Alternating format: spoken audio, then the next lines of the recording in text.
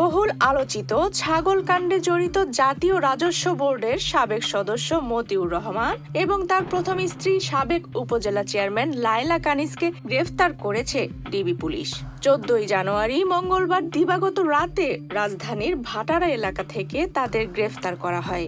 বিষয়টি গণমাধ্যমে নিশ্চিত করেছেন ডিএমপির মিডিয়া ও পাবলিক রিলেশনস বিভাগের উপকমিশনার মোহাম্মদ তালেবুর রহমান।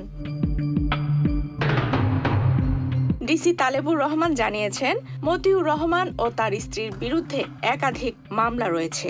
সর্বশেষ দুর্নীতি দমন কমিশন গত 6 জানুয়ারি তাদের বিরুদ্ধে 3টি মামলা দায়ের করে।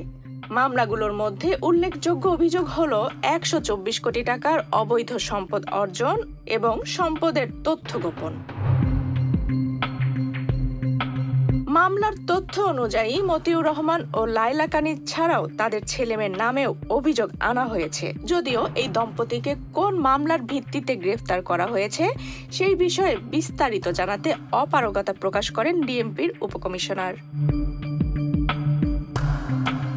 14 জানুয়ারি ডিবি পুলিশের একটি বিশেষ দল ভাটারা এলাকায় অভিযান চালিয়ে তাদের গ্রেফতার করে। এর আগে মতিউর রহমান তার পদ থেকে স্বেচ্ছায় অবসর নিয়েছিলেন। তবে ছাগল কাণ্ড ও দুর্নীতির বিষয়গুলো নিয়ে বিতর্ক থেকে মুক্তি পাননি তিনি। মতিউর রহমানের বিরুদ্ধে আরো 85 কোটি টাকার দুর্নীতির 6টি মামলা রয়েছে। এছাড়া তার ও তার পরিবারের সম্পদের প্রকৃত পরিমাণ অনুসন্ধানে তদন্ত অব্যাহত রয়েছে।